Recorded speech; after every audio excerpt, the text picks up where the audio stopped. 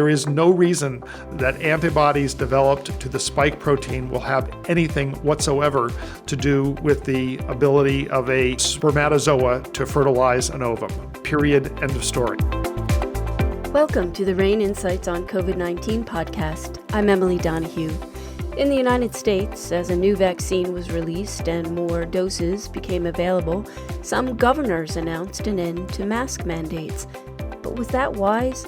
In today's episode, RANE founder David Lawrence speaks with doctors Fred Southwick and Bill Lang about new developments in the fight against COVID-19. Bill and Fred, thank you once again for taking the time to share acquired wisdom and some additional insights around the data and what's happening.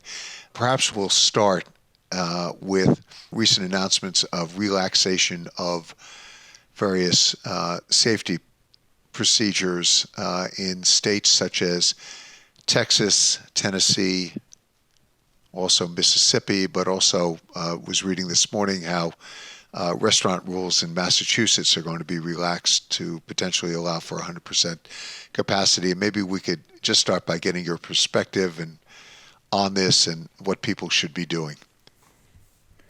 Well, I can speak to this. One of the, and Bill, I know will weigh in, one of the big concerns are these variants.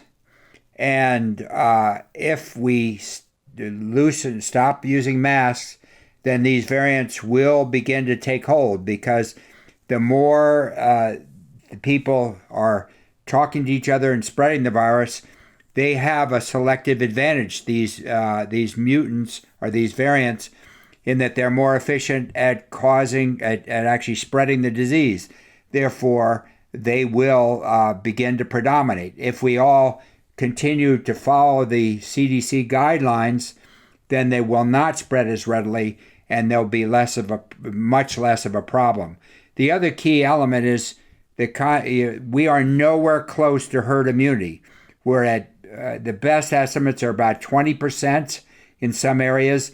If you model that out, 20% doesn't help very much at all. So you can still get rampant and very rapid spread of disease with only 20% vaccinated. So this is a grave, grave mistake.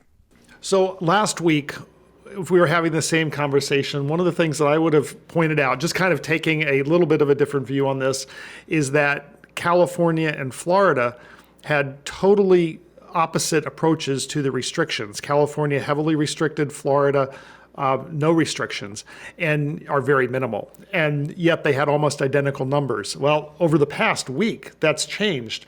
Florida is still greater than 25 cases per 100,000 per day, which is typically considered the level of uncontrolled widespread community transmission, whereas California is now down to within rounding error of 10 cases per 100,000 per day, which is down where it's almost at the level of being considered sporadic. So the tighter control has made a difference. The only other comment is that some of these states, the governors have not said that it is not important to mask and take all the various non-pharmaceutical intervention measures. They've just said that it's not the role of the government to do that. But we know that if the government does not take a position and does not have some degree of enforcement, there is not going to be any good control of mask wearing and social distancing and those similar types of measures. Exactly, Bill. And one of the big concerns is those that have to work in this environment, are forced to work in bars or restaurants. If people are not wearing masks, are not socially distancing, they are at grave risk of getting infection. And Fred, I think before the call you were citing to even some early statistics that are now coming out of Texas, for example. Yes, the right now the number of cases is rising, and there was an increase over the last week of 14%. So how can you relax infection control measures while the epidemic is actually worsening? That is backwards and makes no sense. And as Bill, I agree.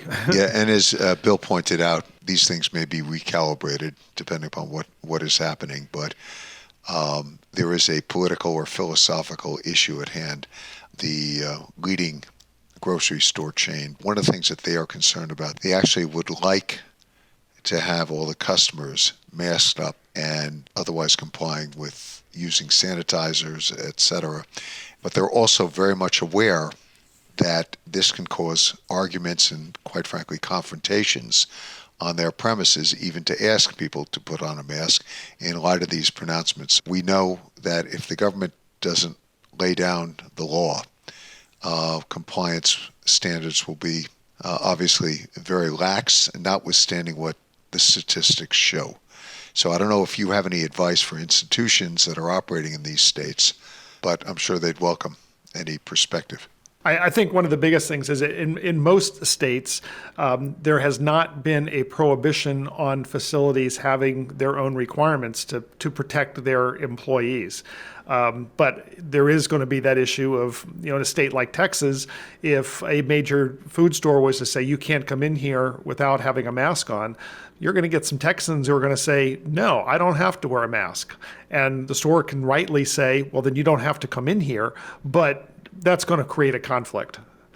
So this will be, unfortunately, interesting to see how this plays out. But it's like we say in medicine, you never want to be an interesting case. Yeah, one of the things that became very clear when the public health experts and physicians in Texas, when they were asked if the governor got their advice or cleared this with them, they all stated that he had not. Politicians who did not go to medical school, who were not trained in public health, who do not understand infection control, should not be declaring what the policy should be. They should be listening to their experts, and I've talked to a lot of fellow physicians about this, and I'm sure Bill can weigh in as well. When these decisions are made and there's a surge of hospitalizations, then we as physicians have to manage these very, very ill patients. And these decisions are truly life and death decisions. It is so important that education be a part of this. So regardless of whether the rules are being made or we're allowing the public to make their own decisions, if we're not educating the public, marketing as to what the realities of mask wearing and other non-pharmaceutical interventions are, then that multiplies any problems. Some of these states, Tennessee, for example, has a very extensive public health outreach program to try to teach people to do the right thing rather than forcing them to do the right thing. But other states are not doing that to the same extent. So I think that's another component of it. But it is a very politically charged situation, unfortunately, and will continue to be. Obviously, important points about aligning education and incentives to get people to do the right thing, and obviously taking these issues out of the political realm and bringing them into the scientific. I'll just note that one of the suggestions that came out of our discussions with the client was the possibility of offering a coupon of $5 or $10 in exchange for being compliant and wearing a mask while shopping. So we'll see if that experiment potentially might work out. I also wanted to note something that we have discussed offline. It may come as a surprise to people that one of the most effective states in managing the pandemic risk, rolling out the vaccine, gaining compliance, has been the state of West Virginia. And maybe in a future podcast, we'll unpack why that is and how that came about, because I think that might serve as a very, very good object lesson. Let me switch to a separate topic. Our last podcast, Johnson & Johnson's vaccine was about to be approved by the FDA. It has been. It's been rolled out. There are questions, understandably, in the consumer minds about which vaccine might be better, and there are reports about relative efficacy rates. Maybe you guys can unpack this and give people the advice they need if, in fact, the Johnson & Johnson vaccine is being offered in their communities. Sure. Well, the biggest thing about the Johnson & Johnson vaccine, like the two mRNA vaccines, is that it has incredibly good efficacy against serious disease and death. And when we look back at what really got us started down this road of the fears of coronavirus, it was not just the fact that it was something that gave people the flu or flu-like syndrome. It was that it was people were ending up in the ICU and were dying. So now we have a tool, another tool that will prevent serious disease and death. And then, so from that standpoint, this is roughly the equivalent of the other two. The issue is that when you look just at preventing any disease, the two mRNA vaccines have an efficacy of 95%, whereas the efficacy in the United States of the J&J vaccine is in the mid-70s. So at one level, people will look at that and say, well, I want something that's 95% effective. If you're giving me something that's only 75% effective, well, you're giving me an inferior product. But really, what are you looking at? What we're looking at is how do we prevent serious disease and death. That's what the cost to people, that's what the cost to society is coming from. So the exchange for the J&J vaccine is that it's only one shot. You're one and done. So in some populations, it may be very, very difficult to reach out to that population twice, to know that you've gotten to the same person twice, that they're getting the same type of vaccine twice. Even though the efficacy may be slightly lower, if you can get to those types of population with a single shot vaccine that does stop disease and death, especially in at-risk populations, well, you've won. That is a huge victory. So I encourage people, as we hear about the rollout of this vaccine, there is the possibility that you will hear that some medically underserved, medically disadvantaged populations are being given an inferior product because they're being given the J&J vaccine. And that's just not true. There are trade-offs in just about anything. The truth is that getting a vaccine that's one shot and you're done is incredibly powerful for exactly this type of population. Bill, I completely agree. And the other key characteristic of this vaccine, it can be stored in the refrigerator. So this makes it much easier to transport and to store. And those will be very important in rural areas.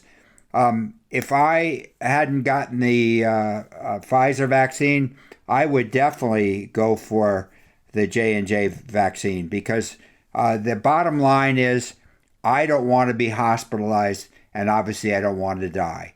And those two characteristics, the efficacy is 100%. The other thing, J&J has studied this in South Africa, and it does appear it's got reasonable efficacy there as well. So that is very encouraging for the South African variant.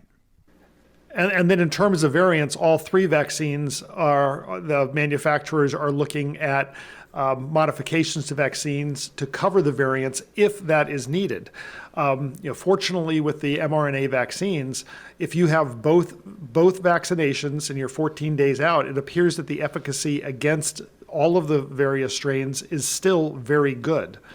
But it's also at the same time nice to know that the ability to have a modified vaccine for a current or even future new strain that may be more virulent is very, very possible to do. And now that we have the vehicles in place and they've been through at least the authorization, not the full approval process, those kinds of changes could be made and rolled out very quickly.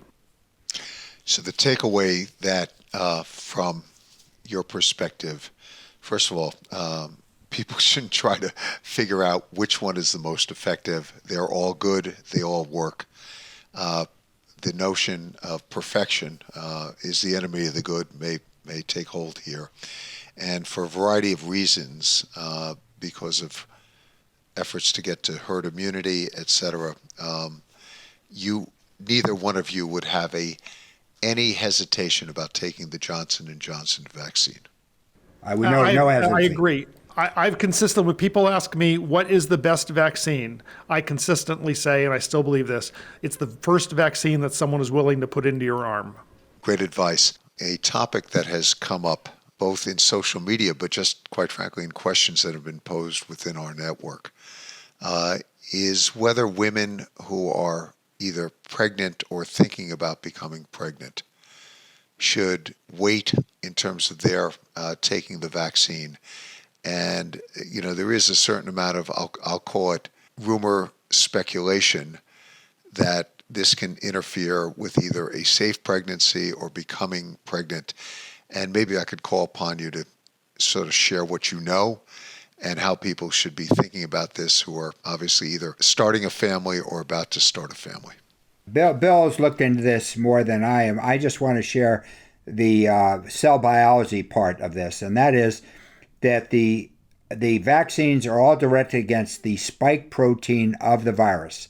This protein is different than any protein in the human body and will not cross-react, as far as we know, with any human protein. Therefore, it is highly unlikely to have any impact on reproductive health. So it's very interesting where the initial rumors about the vaccine causing problems with reproduction started. What we understand is that because this is against the spike protein on the virus, as Fred said, this rumor by non-medical people got started that, if it's keeping this spike protein from being able to enter the cell, then it's going to have the same effect on the head of a sperm trying to enter the cell of an ovum. Obviously, those are totally unrelated. I mean, it's worse than apples and oranges. There is no reason that antibodies developed to the spike protein will have anything whatsoever to do with the ability of a spermatozoa to fertilize an ovum. Period. End of story. So then we go on, and then there's the concern about, which is a very valid concern, anytime you have a new immunologic product, a vaccine, and you're dealing with pregnancy, you're dealing with fetuses, that does concern people. But there's been a fair amount of pregnant women who were inadvertently included in the initial studies, and then now experience with women who are pregnant and who are getting vaccinated as part of the standard programs. And there is no evidence whatsoever that this vaccine affects a fetus in any way or affects the ongoing pregnancy in any way. Whereas if a woman is to get infected with COVID-19 and especially develop the high fever that it can be associated with this, a high fever in and of itself can have toxic effects on the fetus. Plus, if it's later in pregnancy, can cause preterm labor, neither of which are good outcomes. So the American College of Obstetrics and Gynecology, and then subsequently the World Health Organization, both looked at this. They both looked at the data pro and con, and they both put out actually very good, very readable papers, especially the American College of Obstetrics and Gynecology put out a very good paper that went through the science, went through the data very thoroughly, and came down very strongly that pregnant women should not be afraid of getting the vaccine, but should be afraid of getting the virus because not only are they at increased risks to themselves, but it presents an increased risk to the fetus. One other thing, David, if there's some concern about breastfeeding, and actually I was privy to some preliminary data looking at those who were women who were vaccinated and looked at the contents of their breast milk. And it turns out that after vaccination, IgA levels against the spike protein are very significant. And therefore, the newborn will actually, by ingesting that IgA, will be partly protected from the coronavirus. So this is actually a positive. So the takeaways here seem rather clear, both in terms of protecting the mother and protecting the fetus and protecting the newborn. And I know you're both fathers and grandparents, and so you would have no hesitation about giving this advice to your daughters, your daughter-in-laws, etc. My daughter is 35 weeks pregnant right now, and she got the vaccine last week on my recommendation. I would definitely recommend it for any pregnant woman. Knowing both of you, if there is any new data that changes that, I'm sure you'll be on top of it. Fred, Bill, as always, insights have been invaluable and plain speaking as well. Thank you, as always, for giving so generously of your time. Thank you, David. Thank you, David. Dr. Bill Lang is an expert in public health responses to biological incidents, including pandemics. Dr. Fred Southwick is an infectious disease specialist at the University of Florida College of Medicine. Individuals and organizations turn to RANE for risk intelligence that cuts through the hype to focus on what they need to know, what to expect, and what to do. Sign up for our coronavirus solution to get critical information on the COVID-19 pandemic delivered daily. Visit us at ranenetwork.com. That's RANE network.com. I'm Emily Donahue. Thanks for listening.